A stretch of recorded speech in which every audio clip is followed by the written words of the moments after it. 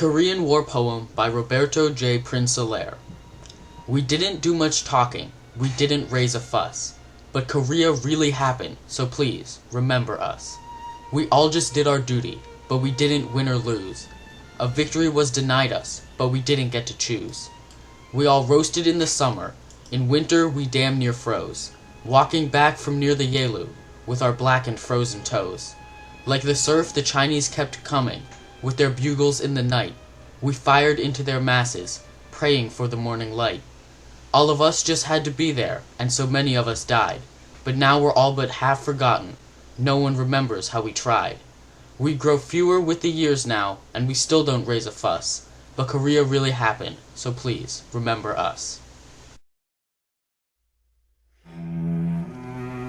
Construction on the Korean War Veterans Memorial was approved on October 28, 1986 by the United States Congress. A team of 4 architects from the Pennsylvania State University won the competition to design the monument. On June 14, 1992, George H.W. Bush conducted the groundbreaking for the memorial, and on July 27, 1995, it was dedicated by President Bill Clinton and Kim Young-sam, President of the Republic of Korea, on the 42nd anniversary of the armistice that ended the war. On the east end of the Korean War Veterans Memorial is a pool of water. Next to it are blocks of granite, carved into them the casualties for both the United States and United Nations during the Korean War.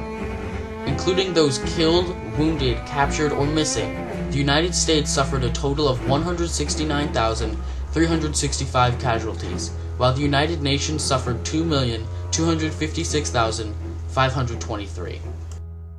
The general shape of the memorial is that of a triangle intersecting a circle. The circle is mostly a pool of water, but also contains granite blocks and an American flag in the center. The triangle is much larger, at 164 feet long, with walkways around the edge.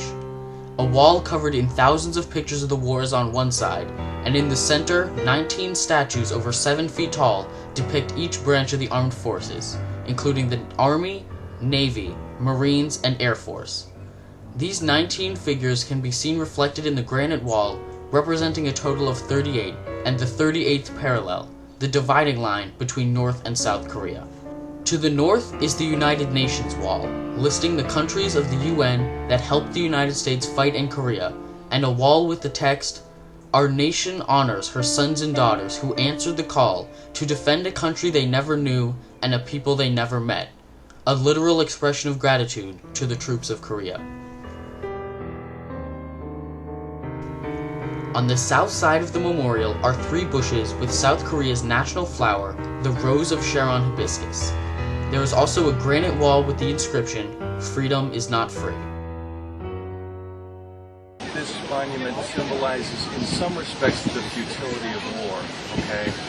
But at the same time that it represents that, it also represents service and sacrifice, especially because this is the American side of the story. So the service and sacrifice of Americans who went to fight in a country, as it says there, to defend a country that they didn't necessarily know and a people they had never heard of.